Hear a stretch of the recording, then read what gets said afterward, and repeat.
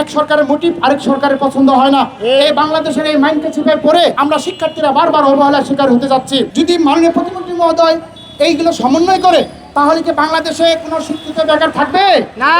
প্রিয় সাংবাদিক বন্ধুগণ, অন্তর্বর্তী সরকার যেহেতু আমাদের এই দাবিটি নিয়ে তারা একটা ছলাকলা বা প্রতারণাই করেছে আমরা মনে করি, কিন্তু বর্তমান সরকারের কাছে আমরা আশার আলো দেখতে পেয়েছিলাম। আমরা আমাদের দাবির বিষয়টি নিয়ে বর্তমান প্রতিনিধি জনাব আব্দুল বারী স্যারের কাছে আমরা মিটিং করি, তাদেরকে আমরা বুঝাই এবং তারাও আমাদের এই দাবিটি অবগত রয়েছেন।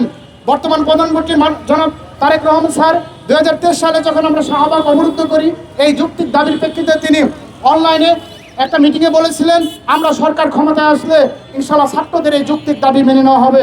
প্রিয় সাংবাদিক বন্ধুগণ, ইতিমধ্যে 4টি মাস অতীত হয়ে গেছে।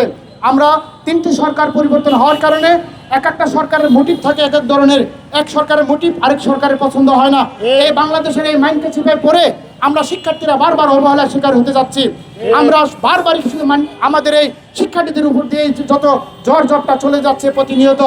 এই দেশের একমাত্র কাণ্ডারি যুব সমাজ, এই যুব সমাজকে উপেক্ষা করে আজ পর্যন্ত কোনো সরকারই ভালোভাবে দাঁড়াতে পারেনি।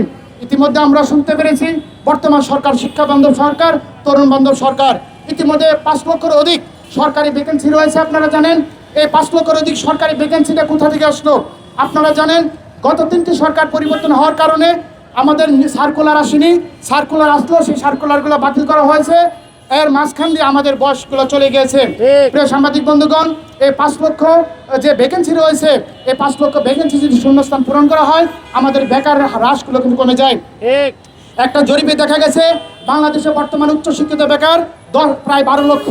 এই 12 লক্ষ উচ্চশিক্ষিত বেকার রয়েছে, তার মধ্যে 5 লক্ষ ভ্যাকেন্সি রয়েছে বেসরকারিতে, প্রায় আরও 5 লক্ষের অধিক ভ্যাকেন্সি আপনারা খুঁজে পাবেন। পাশাপাশি ইন্ডিয়া থেকে আগত অন্তর্ভুক্ত সরকারের উপদেষ্টারা বলেছেন ইন্ডিয়া থেকে আগত প্রায় 5 লক্ষের মতো মানুষ বা তারা বাংলাদেশে বিভিন্ন কর্মসংস্থানের সাথে জড়িত আছে।